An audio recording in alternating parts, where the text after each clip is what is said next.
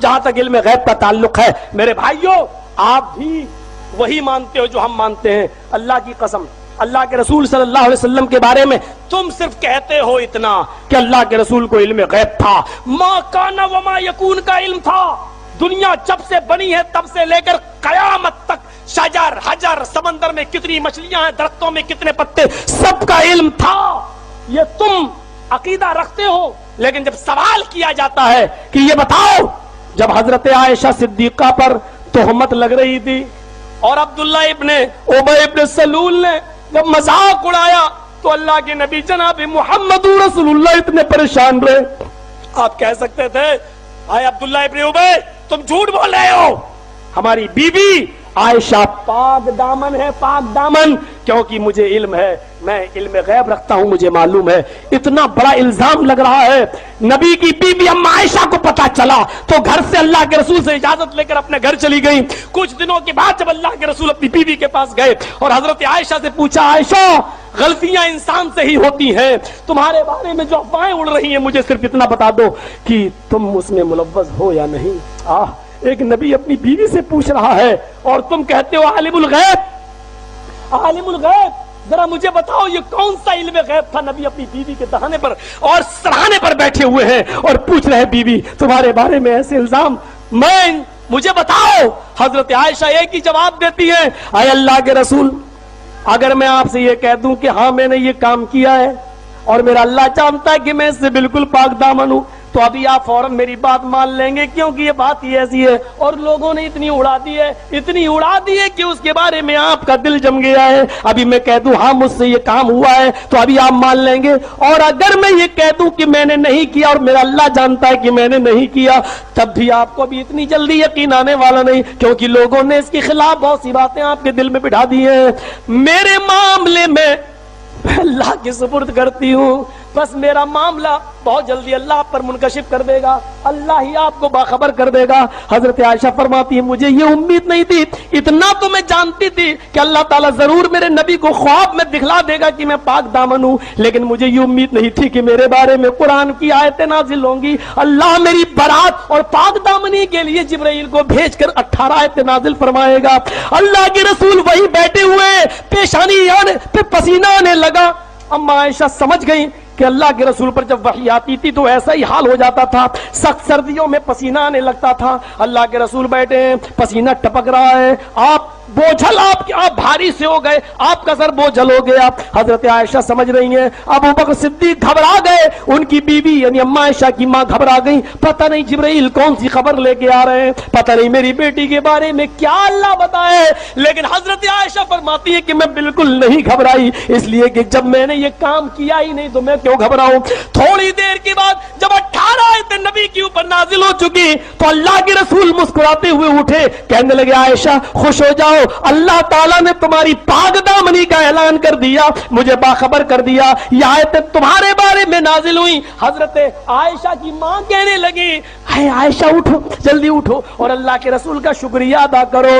تم کیا جانو قادری صاحب تمہارے چیلے اور چپاٹے کیا جانے تم نے ان کو اتنا بے وقوف بنا دیا ہے. حضرت عائشہ نے جو جواب دیا تھا وہ تمہیں بتاتا ہوں. حضرت عائشہ کی ماں کہہ رہی ہیں تمہارے بارے میں قرآن کی آیتیں نازل ہوئی اللہ نے پاک دامنی کا اعلان کر دیا. عائشہ تم نے اٹھو اور نبی کا شکریہ ادا کرو. حضرت عائشہ نے یہ کہہ کر ٹھکرا دی اپنی ماں کی بات میں نبی کا کیوں شکریہ ادا کروں میں محمد رسول اللہ کا کیوں شکریہ ادا کروں. یہ بھی تو انہی لوگوں کے باتوں میں آ رہے تھے میں تو شکریہ اس ذات کا ادا کروں گی جس نے میری پاک دامنی کا اعلان کیا میں بھی شکریہ اس کا ادا کروں گی جس نے مجھے پاک دامن ثابت کر دیا. بیوی رسول اللہ کے شکریہ کو ریجیکٹ کر رہی ہے اور اللہ کا شکریہ ادا کر رہی ہے.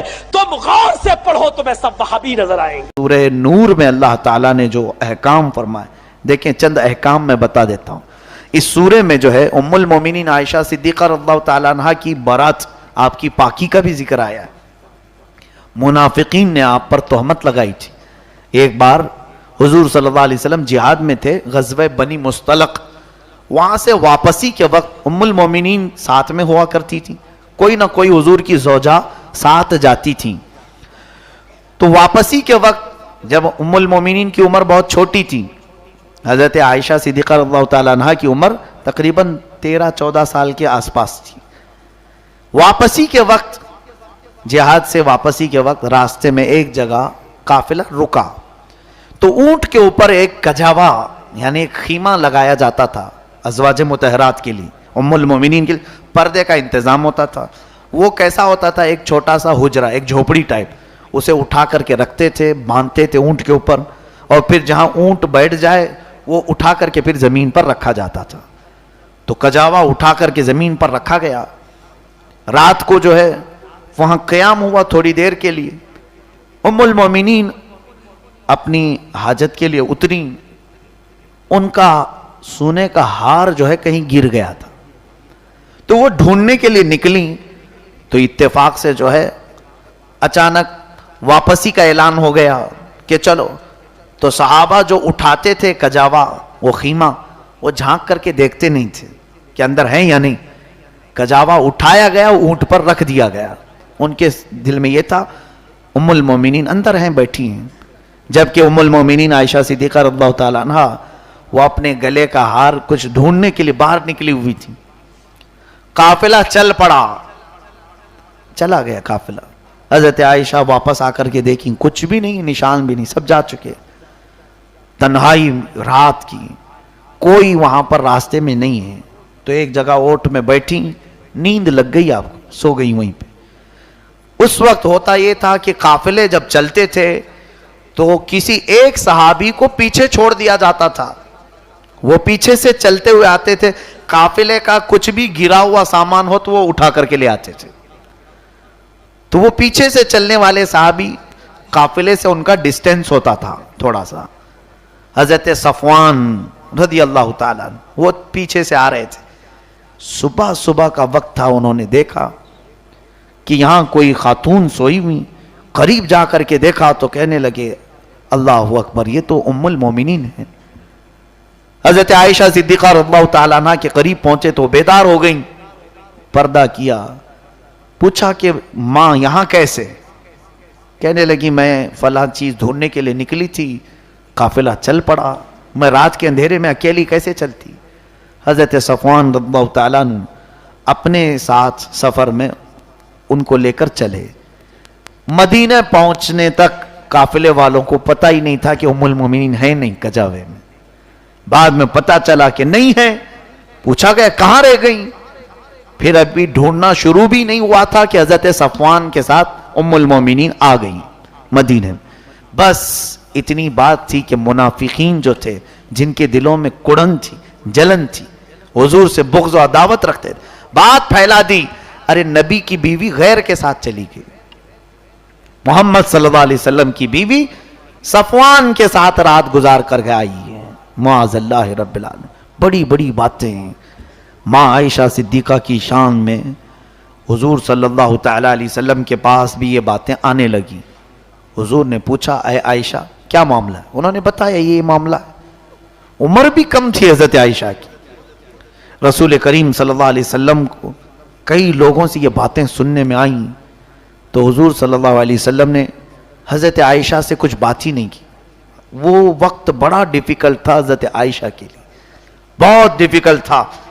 आप कहती हैं कि मैं रो रो करके आंखें सुजा चुकी थी। हुजूर भी अब बात नहीं कर रहे थे। कहते हैं आयशा ये मामला मैं अल्लाह के सुपुर्द करता हूं। हज़रत आयशा अपने घर चली गई, मैके चली गई। उनके बाप अबू बकर सिद्दीक भी बात नहीं कर रहे हैं रज़ियल्लाहु अन्हु, कुछ नहीं कह रहे। हज़रत आयशा कहती दिन रोती थी, रात रोती थी, ऐ अल्लाह मेरा मामला सबके सामने साफ फरमा दे, क्योंकि लोगों ने इल्जाम लगाया है, तोहमत लगाई इज्जत की बात से। लेकिन मेरे आका जानते थे, क्योंकि वो आलिमुल गैब है, हुजूर जानते थे। लेकिन ये एक आजमाइश चल रही थी। देखें कभी कभार सब्र की जरूरत होती है, ये मेरे आका की जिंदगी से मिलती है चीज। हजरत अबू बकर को छोड़ करके हुजूर सल्लल्लाहु अलैहि वसल्लम ने दूसरे सहाबा को बुलाना शुरू किया। हजरत उमर से पूछा, उमर आयशा के बारे में ऐसी ऐसी बातें सुनने को आ रही हैं, तुम्हारा क्या ख्याल है? आगे बढ़ते हैं, कहते हैं या रसूल अल्लाह सल्लल्लाहु अलैहि वसल्लम, अल्लाह तबारक व तआला ने कुरान में आपके घर वालों के बारे में यूं फरमाया, ہر طرح کی برائی کو آپ کے گھر سے دور کیا ہے. اگر عائشہ کے اندر برائی ہوتی تو کبھی مولا آپ کو نکاح کا حکم ہی نہیں دیتا, ہو ہی نہیں سکتا. حضرت عثمان کو بلایا, کہا آپ کا کیا خیال ہے؟ کہتے ہیں دیکھیں کتنی پیاری بات ہے, یا رسول اللہ صلی اللہ علیہ وسلم, اللہ نے آپ کا سایہ زمین پر نہیں ڈالا تاکہ کسی کا پیر نہ پڑ جائے, رسول کے سائے پر کسی کا پیر نہ پڑ جائے. کیا وہ مولا آپ کو ایسی بیوی دے گا جس کے اندر غلاظت ہو ہی نہیں سکتا یا رسول اللہ. حضرت علی سے پوچھا آپ کا کیا خیال ہے؟ عرض کرنے لگے یا رسول اللہ صلی اللہ علیہ وسلم, جہاں تک عائشہ کی بات ہے, لوگ کہہ رہے ہیں ایسے کہ آپ کے گھر والی, آپ کی خاتون, آپ کی بیوی ایسی. ہمارا تو عقیدہ یہ ہے کہ رب تعالیٰ آپ کے جسم پر تو مکھی بھی نہیں بیٹھنے دیتا, آپ کے جسم پر کبھی مکھی نہیں بیٹھتی. عائشہ اگر ناپاک ہو تو آپ کے گھر میں مولا کیسے رکھتا؟ نہیں ہو سکتا. صحابہ نے بڑی فضیلتیں بیان کی. حضور صلی اللہ تعالی علیہ وسلم جو اس وقت ان سب سے پوچھ رہے تھے, یہ بھی جو ہے ایمان اور نفاق کی بات تھی. کچھ لوگوں کو بلایا اور باری باری پوچھ رہے تھے. پوچھا آپ کا کیا خیال ہے؟ تو ایک صاحب نے کہا ہاں لوگ کہہ رہے ہیں, ہو بھی سکتا ہے نہیں بھی ہو سکتا ہے, کیا معلوم, اندر کی بات ہے. یہاں سمجھ میں آ جاتا ہے, دل میں جو چیز ہے نکل آتی. یہ ایمان کی پرکھ ہو رہی تھی, یہاں پر جانچ ہو رہی تھی. ایمان اسی کو کہتے ہیں, رسول کی ذات سے کوئی چیز ہو تو ناپاک ہو ہی نہیں سکتی. عقیدہ یہ کامل ہونا چاہیے. تو جتنے لوگوں نے یہ کہا تھا پہچان لیے گئے وہ کہ کس کے دل میں کیا ہے. ہاں لوگ تو کہہ رہے ہیں, اور عائشہ رات کو کیوں گئی تھی, ایسے ایسے باتیں بھی کچھ لوگوں نے کی. لیکن جو صحابہ تھے, اہل ایمان تھے, ان کو اللہ نے مضبوط ایمان عطا کیا تھا. چند دن ایسی گزرے, ایک مہینہ گزر گیا, تب اللہ تعالیٰ نے جبرائیل امین کے ذریعے آیتیں بھیجی. اللہ فرماتا ان الذین جاؤوا بالافک عصبۃ منکم لا تحسبوه شرا لکم بل هو خیر لکم. جو لوگ تہمت لگائیں آپ کے گھر والوں کے متعلق, اے محبوب اس کو آپ برا نہ سمجھیں, آپ کے حق میں بہتر ہی ہے, بہتر ہے. کیونکہ سبوں کے دلوں کی کڑھن مولا تعالیٰ ظاہر کرنا چاہتا تھا. پتہ یہ چلا کہ نبی کا گھرانہ کسوٹی ہے ایمان کو ناپنے کی. جو اس طرف محبت کے جملے کہا وہ ایمان والا ہے, اور جس نے شک بھی کیا وہ منافق ہے. اللہ تعالیٰ فرماتا ہے والذی تولی کبرہ منہم لہ عذاب عظیم, میں تو ان کے لیے دردناک عذاب رکھا ہوں, بڑا عذاب. اب رہی بات یہ ان پر جو لگایا گیا تھا, عائشہ بری ہے ان تمام چیزوں سے. اللہ نے حضور کے گھرانے کی پاکی قرآن میں بیان کی.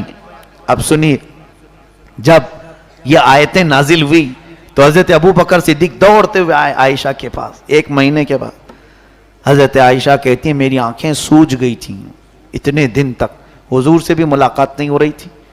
کہا عائشہ مبارک ہو, اللہ کی آیتیں اتر گئی تمہاری شان میں, مولا نے پاکی بیان کر دی, جاؤ جلدی حضور سے ملو. عمر کم تھی, محبوبانہ انداز بھی تھا. کہا نہیں میں ان سے پہلے نہیں ملوں گی, پہلے میں میرے رب کا سجدہ کروں گی. حضور صلی اللہ علیہ وسلم خود لینے آئے حضرت عائشہ کو, اور اس کے بعد محبت سے اپنے گھر میں بٹھائے. اب اس کے بعد فرمایا عائشہ حضور اگر چاہتے تو پہلے ہی دن کہہ دیتے میری عائشہ پاک ہے, لیکن لوگ یہ کہتے اپنے گھر والے کی بات کر رہے ہیں, اپنی بیوی کی پاکی تو ہر کوئی بولے گا. اے عائشہ میں یہ چاہتا تھا کہ تمہاری برات میں ایسی چیز اترے کہ قیامت تک لوگ اس کو تلاوت کرتے رہیں. ہائے آج دیکھیں کروڑوں امام ہوں, کروڑوں مسجدیں ہوں, ہر جگہ جہاں پر بھی تلاوت ہوگی ہماری ماں کی پاکی بھی بیان ہو رہی ہوگی. عائشہ صدیقہ عفیفہ طیبہ طاہرہ رضی اللہ تعالیٰ عنہ کی پاکی بھی قرآن نے بیان کیا. حضور صلی اللہ تعالیٰ علیہ وسلم حضرت عائشہ صدیقہ رضی اللہ تعالیٰ عنہ کو یہ فرماتے ہیں اللہ نے تیرے حق میں قرآن کی آیتیں ایسی اتاری کہ صبح قیامت تک اب تیری پاکی ایمان والے بولتے رہیں گے. اللہ تبارک و تعالیٰ نفاق اور منافقین کے شر سے ہماری حفاظت فرمائے.